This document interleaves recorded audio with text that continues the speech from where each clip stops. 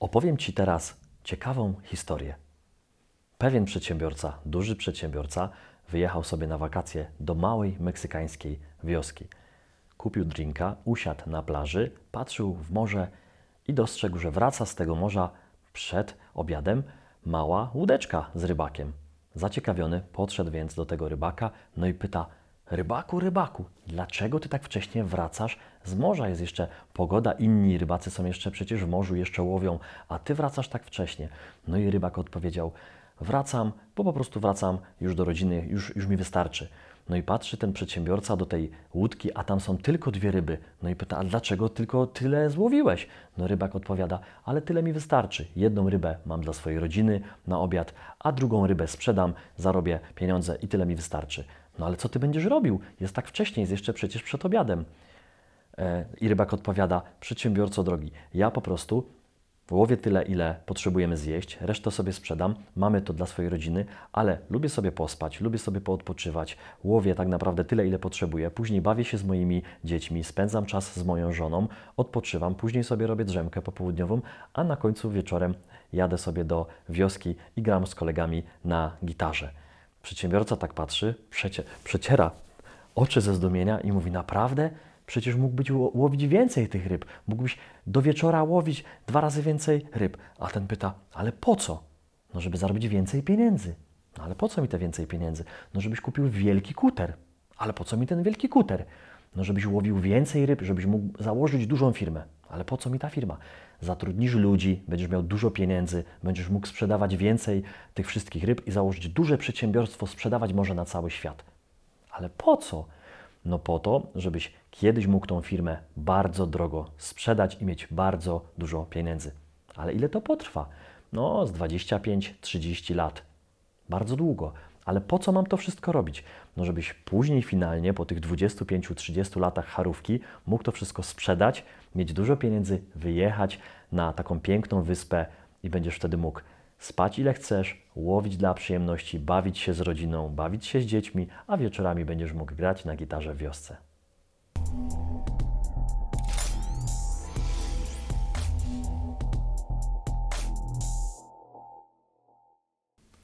Cześć, z tej strony agent specjalny. Chciałem Cię zapytać na początek filmu, jak podobała Ci się ta historia? Będzie to pierwszy odcinek, w którym nie będzie nic o inwestowaniu, nie będzie żadnego eksperta, żadnego gościa, nie będziemy mówić o żadnych formach inwestowania, a może właśnie będziemy mówić o inwestowaniu, ale w zupełnie coś innego niż do tej pory. Więc najpierw do Ciebie pytanie, jak zrozumiałeś tą historię? Napisz w komentarzu, jakie masz refleksje po wysłuchaniu tej historii o rybaku. Bo to jest, a to może za chwilę. Napisałem sobie tutaj chwilę temu takich trochę moich przemyśleń. I to będzie trochę inny film, bo nie będę czytał żadnych baśni, ale myślę, że mam tutaj zapisane dużo ważniejsze rzeczy niż baśnie i bajki, bo zobaczyłem ostatnio pewien film i właśnie stąd pomysł na ten odcinek, bo wiesz o tym, że nagrywam inne filmy, ale uważam, że ten i takie są równie ważne, a może i ważniejsze, więc skąd pomysł na taki odcinek i na tą historię i na te moje przemyślenia? Kilka dni temu zobaczyłem film na YouTubie, wywiad z Robertem Grynem na kanale Duży w Maluchu i bardzo lubię Roberta. To jest osoba, która inspiruje, która rozwija się, która może być wzorem, drogowskazem dla wielu młodych ludzi. Na pewno jest, bo było to widać w internecie, jak ludzie pisali pod komentarzami, pisali komentarze pod filmem, czy lajkowali. Bardzo lubili oglądać Roberta. Ja również. No i Robert w ostatnim pożegnalnym wywiadzie, bo już wiemy, że to jest ostatni pożegnalny wywiad, Robert w wieku 28 lat został emerytem. Nie musiał pracować już w wieku 28 lat. Został najbogatszym młodym Polakiem. Miał jedno z najlepszych i najdroższych samochodów w Polsce. W Krakowie miał jeden z najdroższych, a może najlepszych, może najpiękniejszych apartamentów bardzo blisko centrum. Miał jeden z droższych zegarków, pewnie dostępnych na rynku. Miał, i tu 3 kropki, bo pewnie wiele miał, a się okazało, że tak niewiele ma, bo zrezygnował z tego wszystkiego. Miał ogromną firmę, która warta była 700 milionów złotych, z tego co pamiętam. I Robertowi cały czas było mało. Mówił, że on idzie do góry, mówił, że lecimy rakietą do góry. I okazało się podczas tego wywiadu, bo właśnie podczas tego wywiadu powiedział, że no bo zniknął Robert jakiś czas temu, zniknął z social mediów, usunął wszystko, usunął większość swoich wywiadów, inspiracyjnych filmów. I okazało się podczas tego wywiadu, że Robert powiedział, że sprzedał swoją firmę, sprzedał swoje auto, wystawił swój apartament, wystawił lub sprzedał swój zegarek, usunął social media, usunął Facebooka, zniknął totalnie. I powiedział, że mimo, że to wszystko osiągnął, to nie był szczęśliwy. Że to nie to, że często młodym ludziom właśnie, jeśli jesteś młodą osobą, masz 15 lub ledwie 20 lat i zaczynasz, jeszcze może nie pracowałeś, może jeszcze na studia nie poszedłeś, to często właśnie się mówi nam, młodym ludziom, że to właśnie ta droga, że te pieniądze, jak najwięcej, jak największa firma. Tak jak właśnie w tej historii na początku o rybaku, że masz po prostu zwiększać, że masz mieć więcej pieniędzy, że masz rozwijać, że masz znowu rozwijać, że masz znowu inwestować, że masz pracować więcej, więcej godzin. Ale po co? I właśnie Robert to samo u siebie robił. I nie miał tego po co. Miał dlaczego, bo chciał kupić lepsze auto, bo chciał lecieć w inne miejsce i tak dalej, i tak dalej. Miał cel, żeby jego firma była warta 1 miliard złotych, a być może później 1 miliard dolarów. I pytanie po co? Być może Robert znalazł to swoje dlaczego, może odpowiedział na te wszystkie pytania. Z tego, co wszyscy wiemy już, znalazł bliską osobę, ma dziewczynę i być może to ona odpowiedziała na część pytań, na które on, mimo takiego mądrego, pięknego umysłu, nie potrafił przez tyle lat znaleźć. Więc po to ten film nagrywam i daję Ci link pod moim filmem do wywiadu z Robertem. Zobacz. Myślę, że to będzie jeden z najlepszych filmów, który zobaczysz. Myślę, że w swoim życiu może nawet. No, to jest odważne, ale to, co Robert powiedział, to jest istotne. Tam końcówka wywiadu szczególnie jest bardzo, bardzo ważna. I dlaczego o tym mówię? Bo świat dzisiaj programuje nas. W zasadzie od wielu lat nas programuje w świecie konsumpcjonizmu, tego, że powinniśmy zarabiać więcej, mieć więcej od sąsiada, mieć lepsze auto, iść do pracy, cały czas do góry. I często musimy pracować więcej, czyli oddajemy życie za to, żeby mieć więcej. Po co? Żeby ludziom, których często nie lubimy, dorównać lub ich prześcignąć. Ja kiedyś słyszałem od mojego znajomego, który powiedział, że kupił sobie samochód lepszy, mimo że miał kilkuletni. I pytam, dlaczego ty kupujesz takie auto? On powiedział, ty tego nie rozumiesz. Jakbyś widział sąsiada, który na podjeździe obok ma lepsze auto od ciebie, to też tak byś zrobił. Mnie to bardzo zdziwiło, bo ja bym tak nie zrobił. Bo mam auto, które ma 3 lata i mam samochody w moim mieście, które są nowsze, które są tygodniowe i są dużo lepsze od mojego, czy nowsze, no, lepsze. I nie kupuję nowego, nie potrzebuję, nie czuję się gorszy. I chciałbym, żebyś ty też również nie czuła się gorsza, bo ktoś ma lepiej, bo ktoś ma więcej, bo ktoś idzie wyżej, bo ktoś więcej zarabia, bo zna więcej języków, bo ma więcej pieniędzy, więcej apartamentów. I co z tego? A czy na pewno jest szczęśliwy? Zapisałem kilka tutaj takich punktów. Uważam, że mogą one Ci trochę pomóc w poukładaniu, jeśli chcesz układać, jeśli chcesz sobie zadawać te mądre pytania, bo często właśnie się mówi, że biznes, praca i pieniądze to jest wszystko, że na nic więcej nie wystarcza czasu. Ale mamy 24 godziny. Jeśli pracujesz kilkanaście godzin na dobę, no to zadaj sobie pytanie, po co i dlaczego? Jeśli chcesz płacić kredyt i 30 lat, 40, no nawet może pracować dla banku, żeby mieszkać w super apartamentowcu lub w nowym, modnym miejscu tylko dlatego, bo mieszkają tam znajomi? Czy na pewno?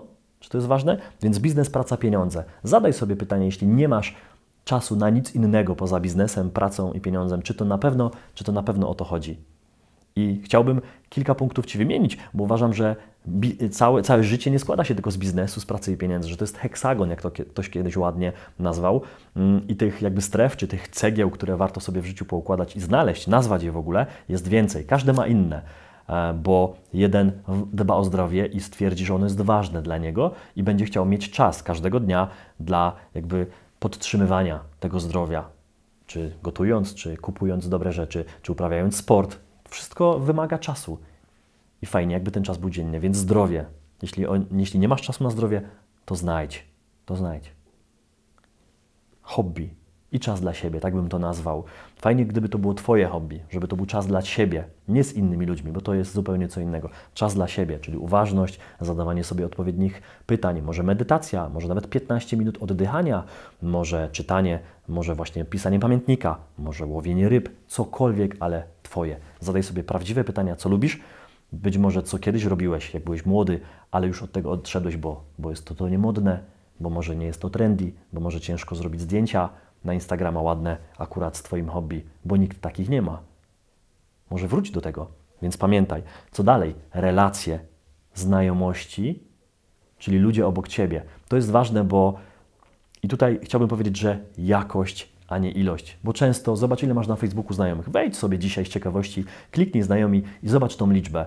Będzie tam pewnie tego w setkach, a może i w tysiącach. Czy naprawdę to są Twoi znajomi, a być może są to ludzie, którzy Cię tylko obserwują, a część zazdrości. Zazdrości, może mają zawiść, może piszą komentarze, może lajkują Twoje rzeczy w dół. A jakie to w ogóle ma znaczenie? Ilu masz prawdziwych przyjaciół, znajomych, którzy może w tych trudnych czasach, które w sumie zawsze są jakieś, ale teraz są, mam wrażenie, trochę trudniejsze. Czy ci ludzie na pewno Ci pomagają?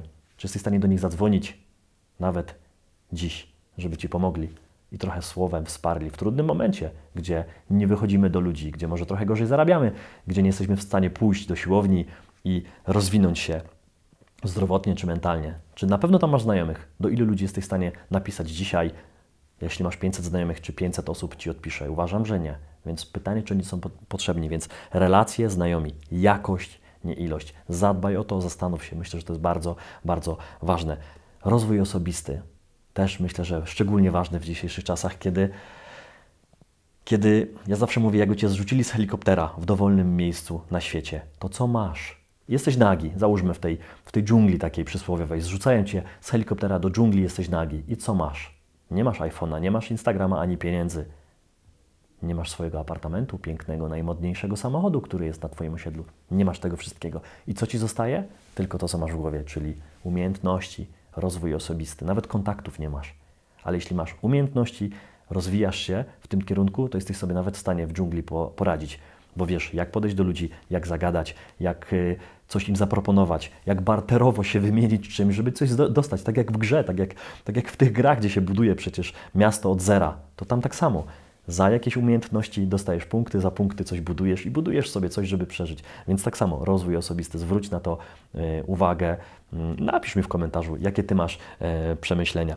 Co jeszcze? Napisałem sobie tu kilka rzeczy, myślę, że warto o nich powiedzieć. Kilka punktów, takich przykładów z mojego życia, które ja pamiętam i które mi się nie spinają jakby do tego całego świata, który jest nakręcony i który ma tylko dolar. Tylko dolar, właśnie, tylko pieniądze i tylko zarabianie. I często o tym zapominam. I właśnie ta historia na początku skłoniło mnie to, żeby właśnie powiedzieć o niej, bo ona w zasadzie ma tylko dolar. Jakby w sensie. A ten sens jest tam inny i głębszy. I często ludzie nie rozumieją. Ten przedsiębiorca przysłowiowy ze Stanów czy z bogatej Europy przyjechał do tej biednej meksykańskiej wioski i myślał, że on jest szczęśliwy. A szczęśliwy był kto inny tak naprawdę. I ja, będąc 20-latkiem, widziałem bogatych biznesmenów w drogich, grubych furach i mówię sobie, ja taki chcę być. Ja chcę być takim przedsiębiorcą, tylko dlatego, żeby taki być. I dzisiaj, będąc, można powiedzieć, takim przedsiębiorcą, bo firmę mam już długo, kilkanaście lat, mam całkiem fajne auto, mam całkiem fajne mieszkanie. I czy to jest sens? To nie jest sens. To jest droga, to jest dodatek. To mi daje jakąś część, bym powiedział, szczęścia, ale nie całą. Na pewno ja się nie cieszę autem i to nie auto daje mi, czy wypłata moje, czy faktury. To nie one mi dają szczęście, tylko właśnie możliwości również nagrywania takich fajnych rzeczy dla Ciebie, jak to, co robię teraz. Bo to jest mój rozwój osobisty, to jest dawanie, uzewnętrznianie się. Czyli ja daję Tobie coś, co ktoś kiedyś mi dał. Czyli trochę się dzielę pasją, trochę doświadczeniem, trochę tym, co zdobyłem. Kiedyś spotykałem się z milionerami. Nie było to przypadkowo, bo dowiedziałem się mnóstwo rzeczy. I również te rzeczy mądre Tobie dzisiaj mówię, bo to milionerzy mi te rzeczy powiedzieli. Ja dowiedziałem się tych rzeczy również od nich ze swojego doświadczenia. Wcale milionerzy nie powiedzieli mi, jak wystawiać większe faktury. Nie. To się też zdziwiłem. Myślałem, że pójdę do milionera i on mi powie, jak zarabiać więcej. A tam się okazało, że właśnie byciem, umiejętnością rozwoju, tym się zarabia więcej. Bo to z ludźmi zarabiasz, pamiętaj. Z ludźmi, a nie sam ze sobą. Pamiętasz, że najlepsi uczniowie w szkole, szóstkowicze, piątkowicze, to gdzie oni dzisiaj są? W większości, nie mówię, że wszyscy, bo ja nie byłem szóstkowiczem, nie byłem najlepszym uczniem w szkole i często ci ludzie właśnie są do systemu przygotowani, czyli pracują, uczą się tak, jak im każą, później pracują tak, jak im każą i oni często w korporacjach są. Czy oni są szczęśliwi? Odpowiedz sobie na to pytanie. Że po prostu robili zawsze tak, jak ktoś im kazał, czyli uczyli się według schematu, później szli na studia, jeździli na olimpiady, zawsze byli idealni, mieli wzorowe zachowanie, stali w rządku pod klasą, czekali na panią, bo inaczej nie wolno, nie chcieli się wyłamać z systemu. I teraz pytanie, czy na pewno oni są wszyscy szczęśliwi, bo teraz system jest taki, że trzeba się ożenić, że trzeba wziąć kredyt, że trzeba 40 lat na niego zasuwać, na pewno w pewnej pracy i wtedy to będzie wszystko w porządku. Czy na pewno zawsze wszystkie te jakby punkty muszą być spełnione? Nie, uważam, że nie, że to jakby Ty decydujesz, gdzie jest Twoje szczęście. Pamiętam, że nauczycielka, wielu nauczycielek mówiło mi o biznesie, a nigdy one biznesu nie miały. Były lekcje przedsiębiorczości, czy to w podstawówce, czy w szkole średniej, czy nawet na studiach. Były to wykłady o przedsiębiorczości, a okazywało się, że żadna z tych osób nigdy nie miała biznesu, więc to mnie trochę śmieszyło, ale jakby z tego to wynikało, tak był system poukładany. Więc pomyśl o tym często, że nie zawsze to, co widzisz, jest prawdziwe, jest szczęśliwe. I to, co w tej historii, gdzie wydawałoby nam się, że szczęśliwy jest ten, który przyjechał, ten Bóg, który przyjechał do małej wioski meksykańskiej, on przywiezie szczęście, ale wcale nie. To tak nie do końca było. Co sobie jeszcze napisałem? O tych znajomych może jeszcze troszkę.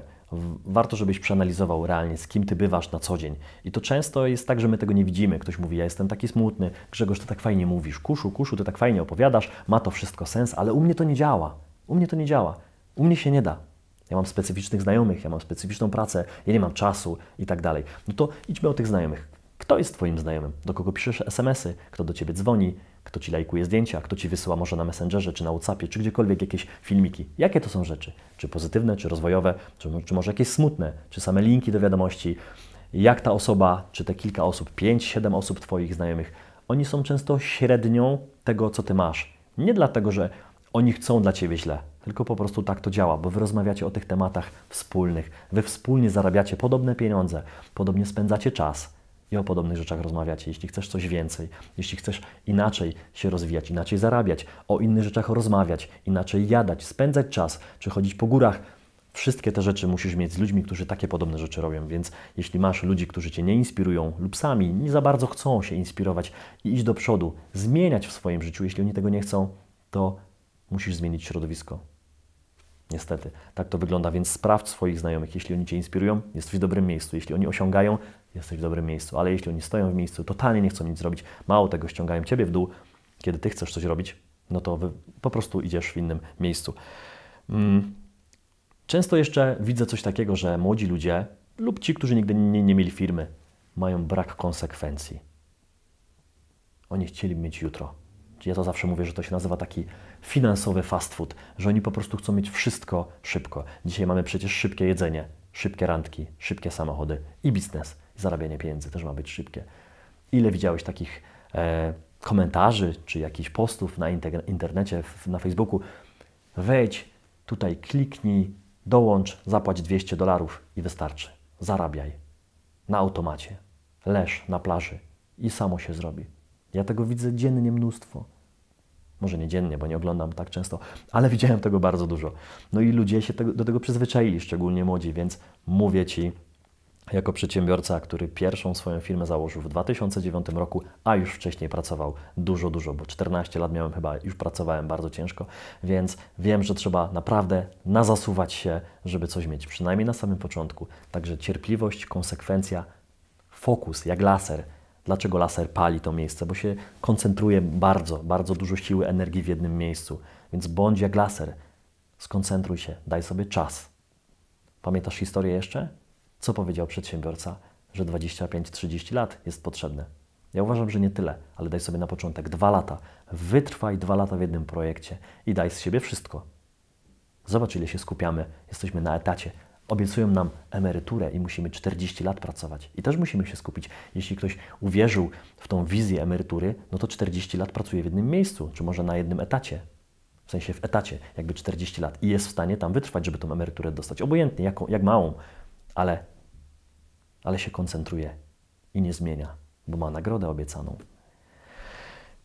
I na koniec przypominam komentarz, czyli napisz mi, jak tak naprawdę ta historia, która była na początku, jak ona na Ciebie wpłynęła, co zrozumiałeś przez nią, jak ją rozumiesz, jaką refleksję masz Ty po niej, albo jeśli chcesz, to napisz swoją historię. Być może ta Twoja historia zainspiruje innych ludzi. Może tak być. Możesz mieć bardzo ciekawą historię.